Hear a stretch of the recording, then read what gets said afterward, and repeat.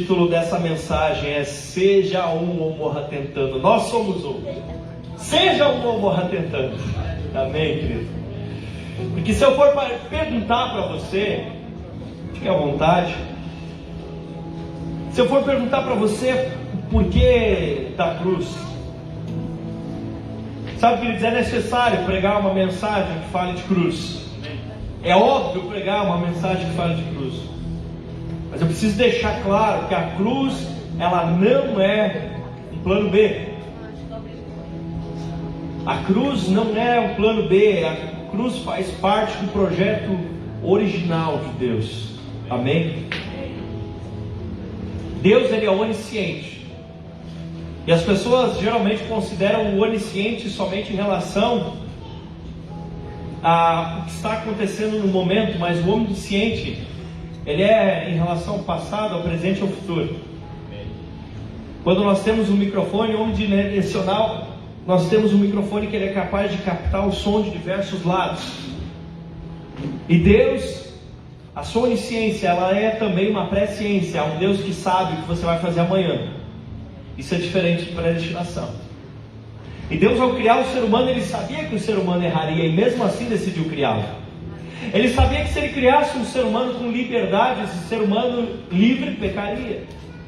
Ele já sabia que isso aconteceria. Por isso a Bíblia nos diz, em 1 Pedro, primeira carta de Pedro, capítulo 1, versículos 18 até o 20: pois vocês sabem que não foi por meio de coisas perecíveis como prata e ouro que vocês foram reconciliados de sua maneira vazia de viver, que lhes foi transmitida por seus antepassados, mas pelo precioso sangue de Cristo, como de cordeiro sem mancha, sem defeito. Olha só, conhecido antes da fundação do mundo, revelado nestes tempos.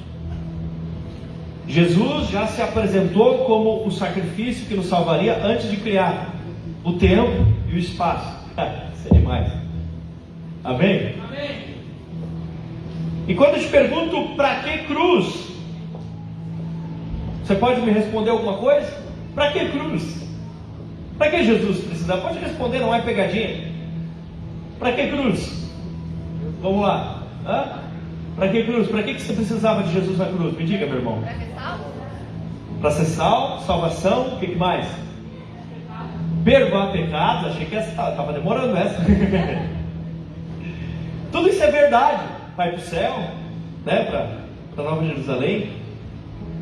Mas o Espírito Santo ministrou ao meu coração que Jesus morreu na cruz, além desses motivos todos, e todos eles são legítimos. Jesus morreu na cruz para nos trazer unidade.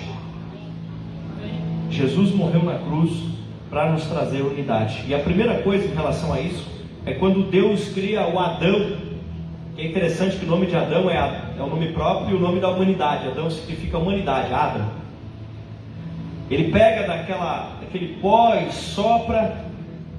E em certo sentido é engraçado, porque Deus cria primeiro o Adão e a Eva estava em certo sentido dentro dele, correto? Sim. Isso é uma heresia, tá, gente? Mas Deus era meio gaúcho, porque na hora de fazer a mulher ele vai lá e pega uma costela. Tem algumas irmãs que foi dessa mais de baixo aqui, que são pequenininha, outras que foi da mais de cima. Brincadeira, gente. Mas Deus vai lá e Eva estava em Adão, e aí Eva nasce de Adão, mas depois o resto dos homens nasce de mulher. Então a mulher nasce do homem e depois o homem nasce da mulher. Interessante isso. Muito interessante. E tudo era perfeito. Adão cuidava do jardim com o auxílio de Eva, e os preguiçosos não gostam dessa parte, mas Deus colocou o Adão no jardim para cultivá-lo, certo? Então Adão estava lá para trabalhar, e o trabalho não era uma maldição do pecado, o trabalho era uma coisa boa que existia no jardim, amém? Bem como o love do Adão e Eva também era uma coisa boa que Deus colocou no jardim, não surgiu depois do pecado. A coisa era linda, a coisa era perfeita, maravilhosa. E olha que interessante, no céu, na criação, nós tínhamos o Pai, o Filho e o Espírito Santo, certo? O Pai, o Filho e o Espírito Santo. Uma unidade perfeita que respeita a individualidade, porque o Pai não é igual ao Filho, o Filho não é igual ao Espírito. Olha que interessante.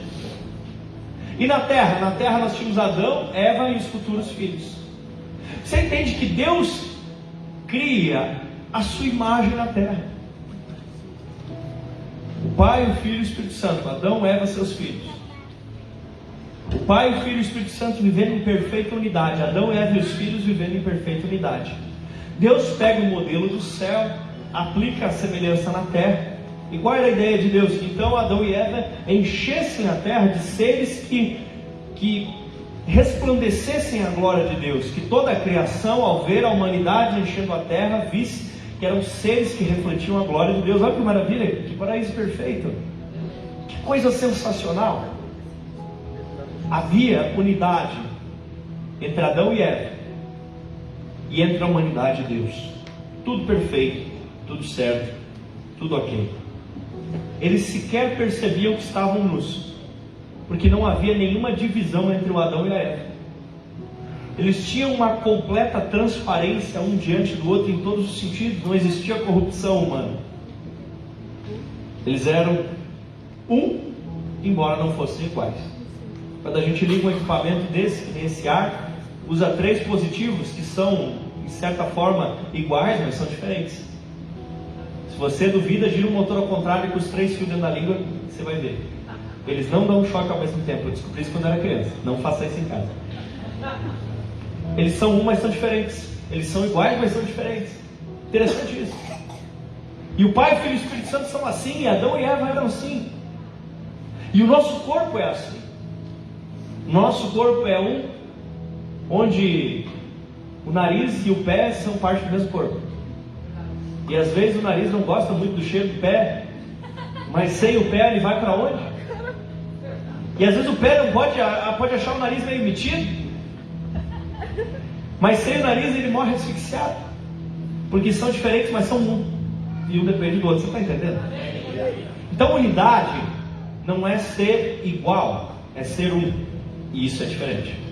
Unidade não é ser igual, unidade é ser um. Amém? Meu Deus, que coisa linda. Mas quando o pecado entra, ele traz confusão. Porque quando Adão e Eva pecam, eles causam separação. Porque a Bíblia diz em Romanos 6:23 que o salário do pecado é a morte. Sabe o que é morte? Morte é estar separado de Deus. Isso se chama morte. Morte é separação de Deus. Tudo que está separado de Deus está morto. O que está unido a Deus está vivo. Então o diabo está morto. Pastor, mas ele anda por aí, mas está morto. Porque morte é estar separado de Deus. Correto? Isso é morte, do ponto de vista espiritual. Então, esse é o castigo mais terrível que Deus preparou no inferno. Porque no inferno tem o poder de Deus, que acendeu o fogo, o lago de fogo que arde com enxofre. No inferno tem a obra de Deus, que é a criação daquele lugar, como castigo eterno para Satanás. Mas no inferno não tem a presença de Deus. Então qual é o pior castigo do inferno? É que lá existe a obra de Deus sem a presença de Deus. E Deus nos livre de ser assim. Lá existe o poder de Deus, mas não existe a pessoa de Deus. Uau! Isso é terrível. Essa é a grande punição que ele terá lá naquele lugar. A unidade entre Adão e Eva, quando eles pecaram, ela foi quebrada em relação a Deus, porque a Bíblia diz que as vossas iniquidades fazem separação entre vós e vosso Deus. Os vossos pecados encobrem o seu rosto para que não vos ouça. Então foi quebrada a unidade com Deus, mas também foi quebrada a unidade de um com o outro. Porque quando Adão e Eva pecaram, o que eles começaram a fazer? Adão, o que você fez? Foi a Eva, primeira DR. Eva, o que você fez? Foi a serpente. E antes, em vez de existir, agora, em vez de existir arrependimento, sabe o que existe? Desculpa. Em vez de dizer, me perdoa, eu errei, diz, não foi eu, foi ele. Olha só, interessante, você vai conversar com um casal que está brigando, é sempre assim. É que ele, é que ele, é que ele, é que ele. Sabe onde é que vocês aprenderam isso aí? Lá no Éden com a serpente. Foi ele, foi ela, foi ela, foi ela.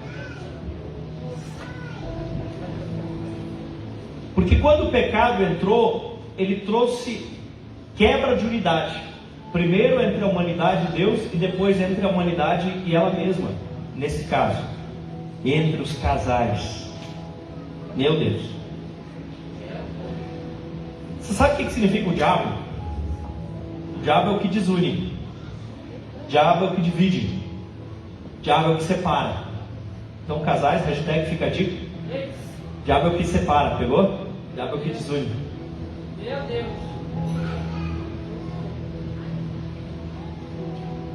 Muito interessante isso. E como que o diabo opera divisão dentro do jardim? Primeiro, ele causa desconfiança. Como você vai ter unidade com alguém que você está desconfiado? Ele causa desconfiança. Ele chega para Eva e diz assim: você não pode comer, né? Não, eu posso estar. Não, mas não é bem assim, né? Não é desse jeito, não é bem assim. E vai falando, fazendo com que Eva desconfiasse de Deus. A segunda coisa, os sentidos. O cheiro, talvez aquela fruta fosse cheirosa, fosse bonita, né? Sentidos, você olha algo, você vê algo. E depois, a vergonha quando eles erraram. Em vez de eles chegarem para Deus para confessar o pecado, eles queriam esconder a nudez com folha de figueira. Olha que interessante. Em vez de procurar a solução, eles queriam esconder o problema. Isso causa quebra de unidade. Em vez de se aproximar de Deus para resolver, eles queriam fugir de Deus para esconder. Quarta coisa, a palavra Satanás, que é usado no Antigo Testamento, diabo é no Novo, ela significa acusador. E ele, sendo o acusador, ensina Adão e Eva a se tornarem acusadores também. E é ali que eles começam. Foi ela, foi ele, foi ela, foi ele. Quando você se torna aquele que só sabe acusar o seu cônjuge, você está sendo um satã na vida dele. Meu Deus. Acusador, um acusador, você está aí. Foi assim que Satanás ensinou Adão e Eva a proceder. Foi Satanás que ensinou isso para a família, a ficar acusando uma outra, apontando o dedo na cara assim, não com o intuito de trazer resolução, no intuito de realmente tirar a culpa de mim e passar para ele. Está entendendo? Tirar a culpa de mim e passar para ele. A acusação nesse sentido. Meu Deus. E aí eu digo, marido e mulher, vocês precisam romper com essa maldição de desunião que aconteceu no Éden e voltar a ficar nus um diante do outro. Tirarem as barreiras. Eu sempre digo que tem as letrinhas miúdas, né? Tem lugares ali onde não dá para aplicar tudo isso, porque às vezes existe violência, às vezes existe adultério. Então são casais que eu diria que têm as letras miúdas. Quando eu falo aqui, falo em linhas gerais. Chega de coisinhas escondidas, chega de segredinho. Meu Deus. Jesus morreu na cruz para restaurar o teu casamento. Porque essa foi uma das primeiras unidades quebradas com o pecado. A primeira relacionamento entre eles e Deus, a unidade entre eles e Deus foi quebrada. A segunda foi a unidade entre Adão e Eva, a unidade entre o casal. Porque como nós vamos falar aqui de ser unidade como igreja se a gente não resolver as coisas dentro de casa, né? Como a gente vai ser unido como célula se a gente não conseguir ser unido como marido e mulher? Como a gente vai conseguir resolver a sociedade, dizer que horror, o Brasil está dividido entre duas vertentes políticas, mais feia é você e a tua mulher dividida de casa. Que se vocês conseguirem se unir, o poder que vocês vão ter juntos, meu Deus. Glória a Deus. Meu Deus. Então deixa eu te contar, Jesus morreu na cruz para restaurar o teu casamento. Amém? É por isso que Jesus precisava morrer na cruz. Não só por isso, mas por isso também. Você pode dizer para esse bonitão que está aí do teu lado: Jesus morreu no casamento. Não deixa de ser, porque ele morreu pela noiva, né? Jesus morreu na cruz para salvar o teu casamento. Olha para o outro lado disso, né? Teu marido está dizendo: Jesus morreu na cruz para salvar teu marido, tua mulher.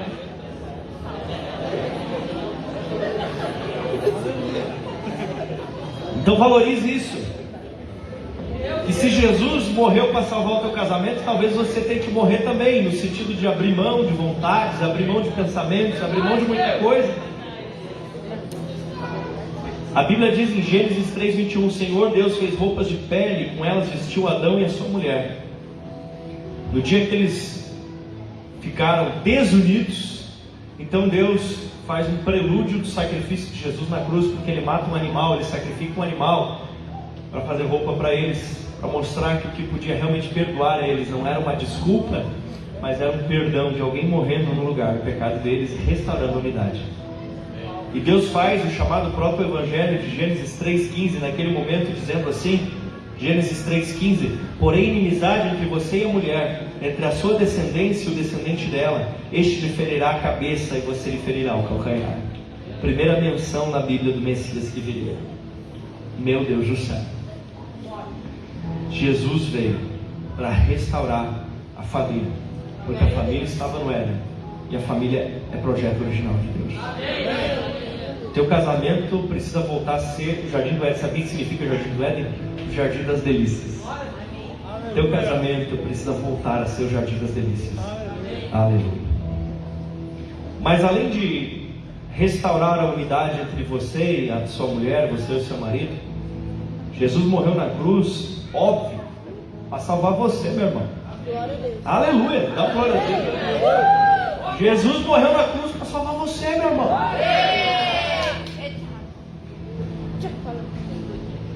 Porque sabe qual é que era o teu problema?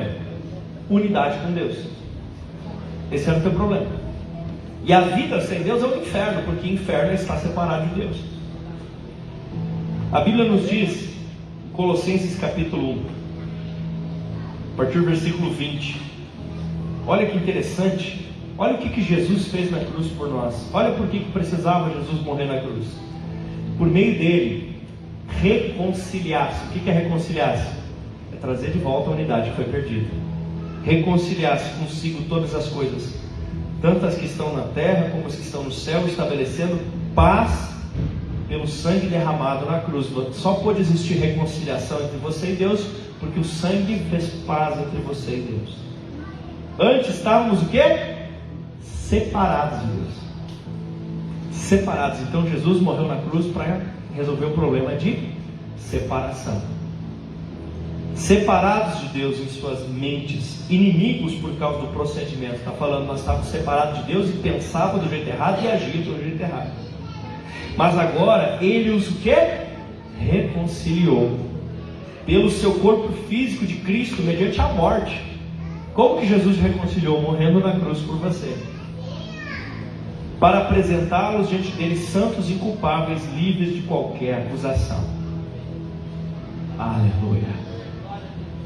Aí continua ali, né? Desde que continuem alicerçados. Quer dizer, meu amigo, começou a caminhar na fé, continua, tá? Porque tem um desde que continue. Amém? Deus te concedeu esse ministério da reconciliação, porque uma vez que Ele te reconciliou, agora Ele quer que você seja instrumento para que outras pessoas se reconciliem com Deus também. Por isso que continua agora em 2 Coríntios 5, 18 a 21, dizendo assim: tudo isso provém de Deus, que nos reconciliou consigo mesmo por meio de Cristo e nos deu o ministério da reconciliação. Esse é o ministério bíblico. Os outros a gente chama de apelido.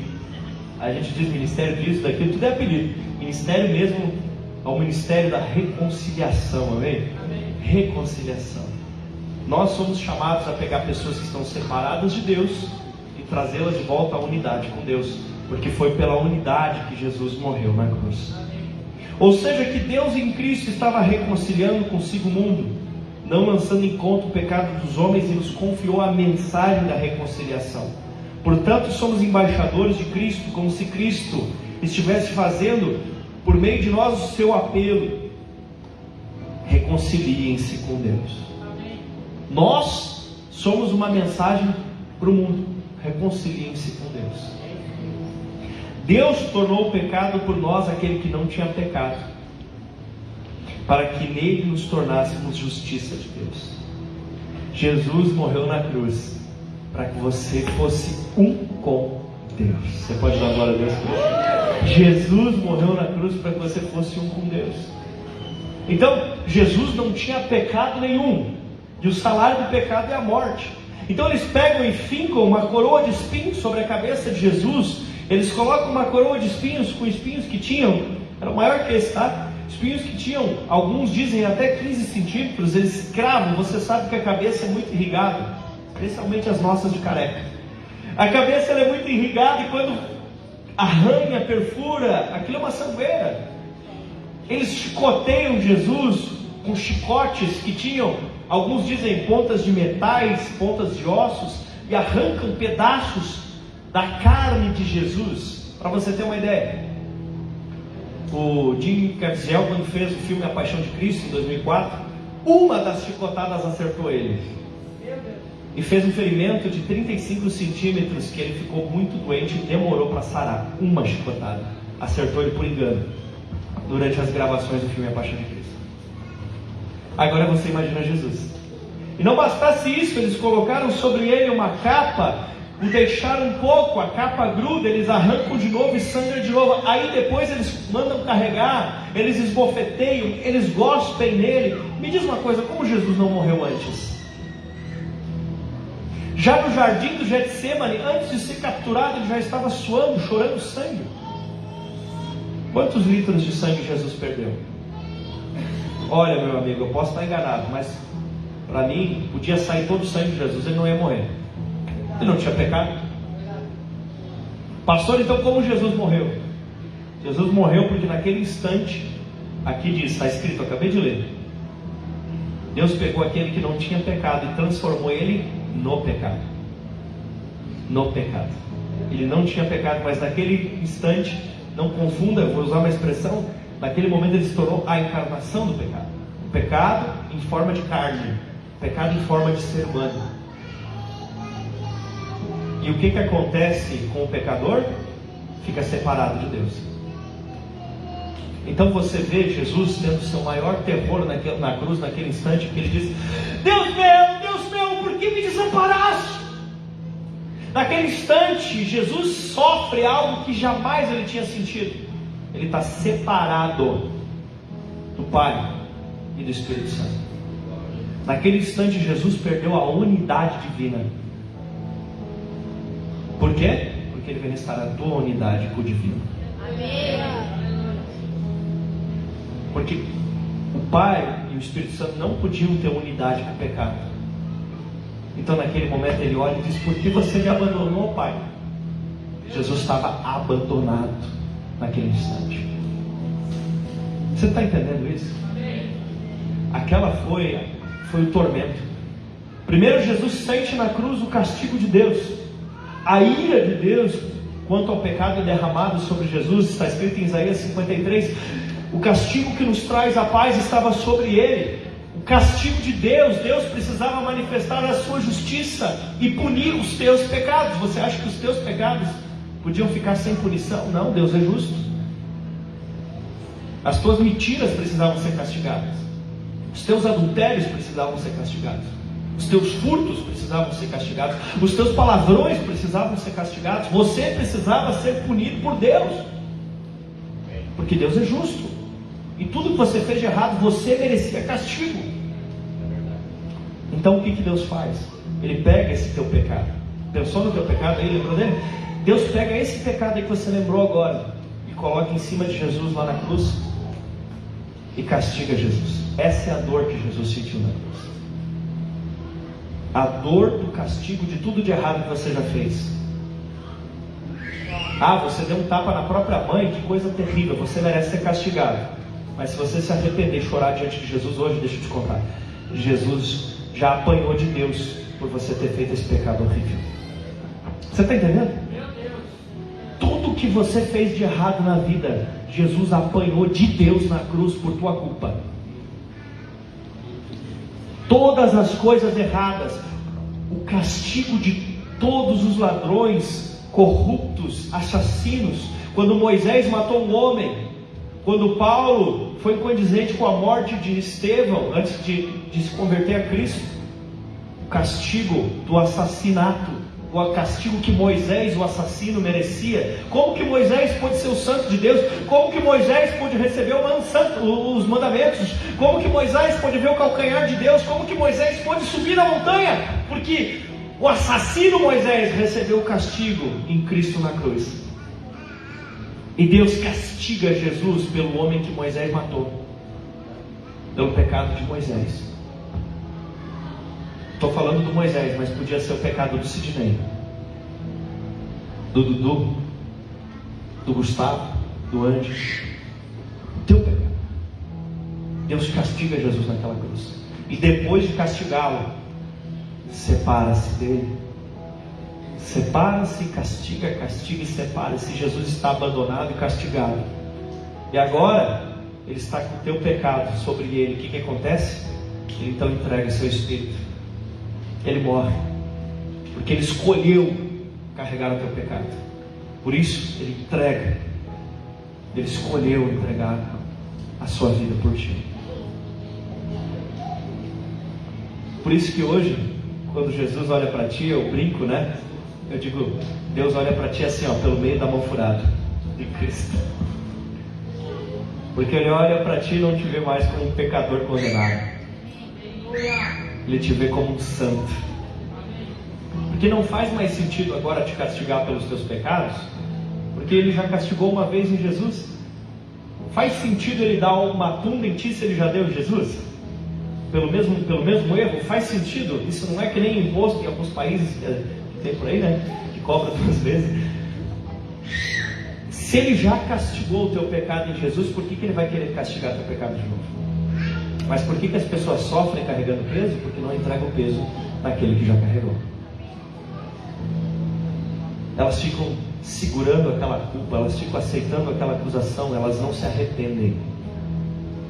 Do contrário, Jesus já levou. Jesus já levou. Por isso você está aqui hoje. Porque Jesus morreu, Jesus ficou separado do Pai, para que você possa ser com o Pai hoje. É pouco, glória a Deus, para o tamanho do que significa isso. Você pode dizer um glória a Deus, um aleluia, com mais vontade? Meu Deus do céu. Você está livre agora. A unidade que foi perdida lá no Jardim do Éden, e esse sacrifício foi o mesmo sacrifício que impediu de Adão e Eva ser pulverizados no planeta naquele instante. Porque lá Deus já faz uma roupa de pele de animais. Lá Deus já mostra que alguém ia ter que derramar sangue. Aquele animal que fez a roupa para Adão e Eva já era um símbolo de Jesus que faria isso por você. Jesus morreu por você, meu irmão. Páscoa é o dia mais importante do ano. E sabe o que mais? Jesus morreu na cruz, sabe por quê? Pela igreja.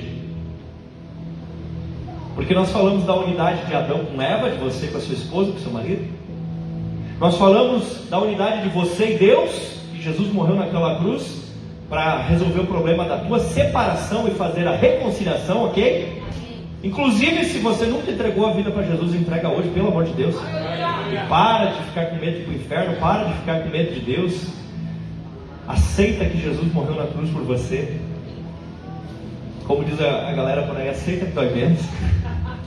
Eu te digo, aceita que dói nada. Entregue a sua vida para Jesus, porque Ele já carregou o peso para você. Mas Ele morreu também para unir a gente. Por isso, nós somos um. Nós somos um. Amém? E se porventura não somos um ainda, nem que morra tentando, mas temos que dar um jeito de ser um. Temos que dar um jeito de ser um.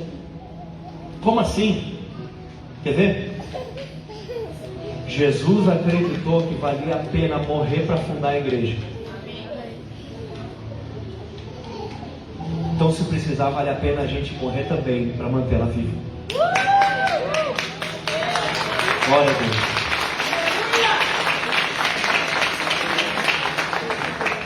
Existem 2 figuras para a igreja. 2 figuras usadas na Bíblia: corpo e noiva. 2 figuras nem sempre expressam na totalidade, né? Mas 2 figuras: corpo e noiva.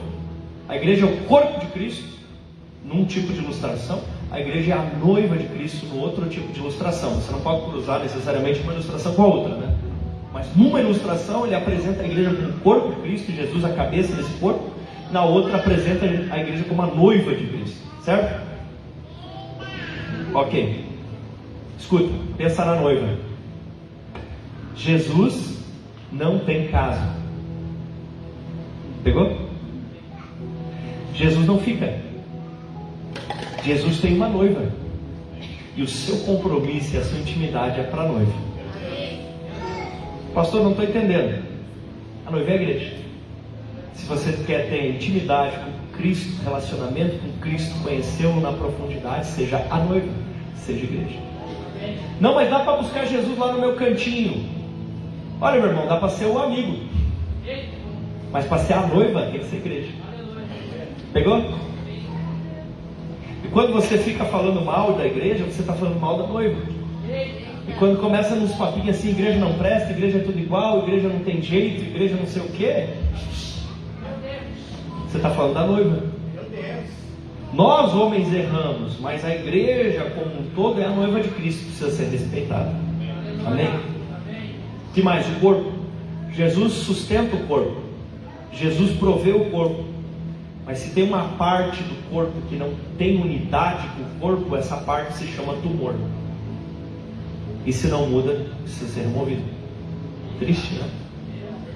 Ele sustenta o seu corpo, ele tem compromisso com o seu corpo, que é normal que talvez o pé não tenha tanta intimidade com o braço. Beleza, tudo bem, mas eles não precisam brigar, porque um depende do outro. E um ajuda o outro. E o sucesso de um é o sucesso do outro. Nós precisamos aprender a ser um como o corpo de Cristo, porque Jesus morreu pela igreja. Jesus, quando esteve aqui na terra, ele acreditou que valia dar a sua vida pela igreja. Então eu quero dar a minha vida também. Se Jesus investiu todo o seu tempo, Jesus investiu toda a sua energia, Jesus investiu todos os seus recursos, para quê? Para fundar a igreja. Será que eu não preciso fazer isso também? Jesus investiu tudo que era e tudo que tinha, para quê? Para fundar a igreja. Não foi? Quando Jesus foi embora, o que ficou? A igreja? Será que eu não preciso fazer isso também? Agora, se ele fundou, se ele é o dono, se ele é o noivo, o que ele espera da igreja? João 17, Jesus faz a sua oração sacerdotal e ele conta para o pai dele, Deus, o que ele espera da sua igreja. E ele diz assim: eu não ficarei mais no mundo, mas eles ainda estão nesse mundo, mas eu vou para ti. Pai Santo, eu vou para ti. Pai Santo, protege-os no teu nome, o nome que me deste, preste atenção, para que sejam um. Então o que Jesus espera? Que a gente seja um. Mas vou te mostrar que isso aqui é muito mais profundo do que parece. Para que sejam um. Está ali? Tá. Para que sejam um, assim como somos um. Eita! Jesus está dizendo: Pai, vamos fazer de novo o que tinha lá no jardim antes da serpente chegar? Porque lá no jardim, Adão e Eva eram um, da mesma maneira que Jesus, o Pai e o Espírito Santo são um. E se não tivessem pecado, Adão, Eva e os filhos seriam um, da mesma forma que o Pai, o Filho e o Espírito Santo são um no céu. E aí cumpriria a profecia que diz: a terra se encherá do conhecimento de Deus, como as águas cobrem o mar. Para a terra se encher da glória de Deus é necessária unidade. Se não tem unidade, não tem glória. Olha que coisa interessante. Quando a unidade foi quebrada entre Jesus, o Pai e o Filho, o que aconteceu na terra naquele momento, no dia da Páscoa? Trevas cobriram a terra, terremotos aconteceram. Quando existe a unidade, existe a luz, existe o florescimento, existe o crescimento. Então o desafio da igreja não é ser apenas um, como a galera aí fora é um. É ser um como o Pai, o Filho e o Espírito Santo são um. Amém. Meu Deus, que desafio. Agora entendi porque Jesus não voltou a ele. Porque quando Jesus voltar, ele vai querer encontrar sua noiva, não uma guria desajeitada, ele vai querer encontrar uma mulher pronta para casar. Mas a gente está uma guria muito desengonçada. Nós estamos precisando se aprumar. E como que a igreja se alinha? Como é que o adolescente, o corpo dele às vezes vai crescendo uma parte mais que a outra, vai assim, né? E aí quando ele vai ficando adulto, se apruma. Como é que a igreja? A igreja alinhada, com todas as partes fazendo a sua devida função. Aí é o corpo de um adulto, é isso que Jesus espera na sua noiva. Ele quer a sua noiva uma mulher, não uma guriazinha. Amém? E continua, versículo 21. Para que todos sejam um, Pai, como tu estás em mim e eu em ti. Você entende isso? Que o desejo do coração de Jesus é que eu tenha uma unidade com o Dani, como Jesus tem uma unidade com o Pai. Cara, às vezes fica um pouco longe o braço do coração, mas o braço e o coração têm uma unidade. Às vezes fica meio longe o pé e o cérebro, mas eles têm uma unidade através do corpo. Porque nós nos unimos com quem está longe, sendo bem unidos com quem está perto. Amém? Meu Deus. Olha só. Que eles também estejam em nós. Então, volta a fita. Que eles sejam tão um com o outro, que sendo um com o outro, e a gente sendo um com o outro aqui no céu, vamos pegar assim. A gente é um aqui. Quando eles conseguissem ser bem um aqui também, aí mistura os dois, um e vira um só. Essa é a ideia de Deus. Essa é a ideia de Deus. E diz assim: para que o mundo creia que tu me enviaste.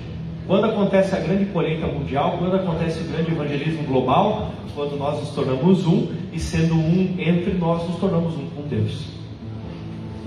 Aí a igreja faz a grande colheita e Jesus volta. Aleluia. Quanto tempo falta para Jesus chegar?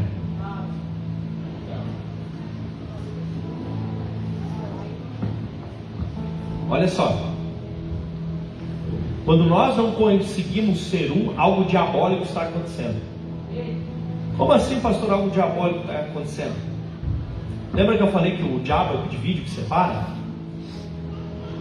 Diabólico, alguns comentaristas chegam a dizer, nem todos, que deriva de sinos que perdiam a sincronia. Então você tinha um sino batendo bonito, dois sinos batendo juntos bonitos, mas se eles ficassem desincronizados, virava uma folia. Vocês já foram nessas igrejas mais antigas com sino? Como é que é? Eu era um tocador de sino. Se você tiver dois sinos e tocar eles fora da sincronia, vira uma confusão, um barulho, um banzé. Mas se você tocar os dois de forma sincrônica, mas se você bater eles desencontrados, vira uma confusão. Então, a desunião é diabólica. Quando não existe unidade, existe algo diabólico, existe uma falta de sincronia. Essa é a origem da palavra. Meu Deus do céu. Então, cada vez que nós temos dificuldade para andar em unidade, é porque existe um diabo se levantando contra, e porque existe algo diabólico se manifestando. Eu não estou acusando você. Eu estou falando nós como corpo, entre nós, tem alguma coisa errada. E se tem alguma coisa errada, nós não temos que fazer que nem Adão e Eva que fogem para evitar a conversa.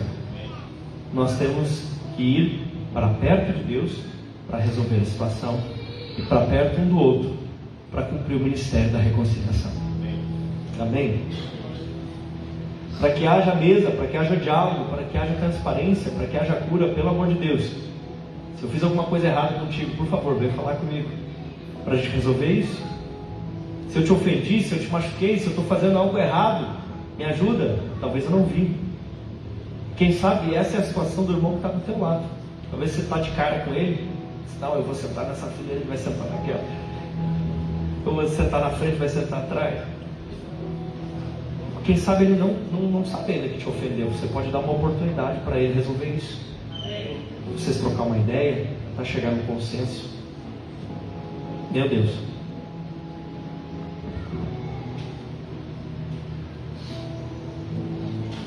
Porque é o trabalho de Jesus, a oração de Jesus, a cruz de Jesus, tudo isso foi, sabe para quê? Para que nós fôssemos um. Porque quando a igreja é um, a igreja expressa Cristo. Quando nós somos um, nós ganhamos vidas para Jesus. Então, meu irmão, seja igreja, ore pela igreja. Quantos oram pela igreja? Quantos oram pelo culto, pela célula, pelos pastores? Quantos oram pelos irmãos da igreja? Meu Deus do céu. E nós já estamos chegando ao fim. E eu pergunto para você: como é que está a sua família? Vocês estão vivendo em unidade? Vocês estão conseguindo viver em unidade? Vocês estão sendo um? É difícil a gente ser um como igreja se não está dando para ser um nem dentro de casa, né? Como é que está?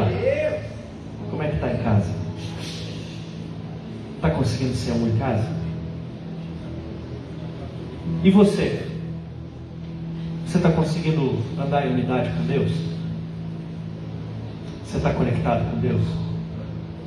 Você está ligado com Deus? Porque Jesus morreu para isso. E como igreja, você é parte desse corpo? Ou você é um pedaço desconectado? Querido, quando o pedaço está desconectado, se eu arranco um galho de bergamota, pode até ter bergamota ainda no galho, mas um dia ele murcha, se não colar ele de volta. A morte não se manifesta no momento que acontece, ela se manifesta no momento que a ceifa termina. Então vem para perto, vamos resolver, vamos se ajudar, vamos conversar mais, vamos sentar mais juntos, vamos comer mais juntos. Vocês são brincadeira. Vamos estar mais juntos, vamos se ajudar, vamos convidar um ao outro. Nem que marque para daqui 2 meses, nós vamos fazer alguma coisa junto, né? Jesus foi açoitado, recebeu uma coroa de espinhos, esbofeteado, para que nós fôssemos um. A ira de Deus veio sobre ele para que nós fôssemos um. Ele ficou separado de Deus, ele ficou fora da unidade para que nós fôssemos um. Ele disse: meu Deus, por que me desamparaste? Para que para você ele pudesse dizer mais a todos quantos receberam, deu-lhes o direito de serem feitos filhos de Deus.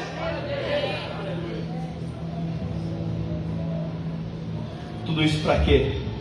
Para que eu e você fôssemos um, e nos tornássemos uma igreja, e sendo uma igreja, nos tornássemos um com Deus, e o mundo cresce, e o mundo fosse evangelizado. A Páscoa, meu irmão, ela não foi em vão. Vamos celebrar a Páscoa. Eu convido você, querido, feche os teus olhos. Meu Deus do céu.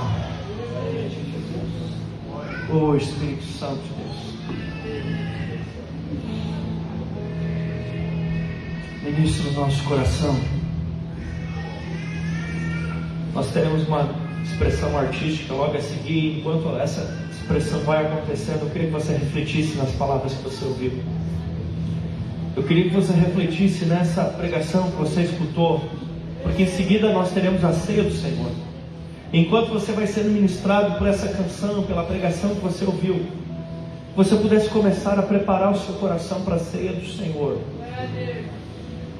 Porque essa é a mesa da unidade.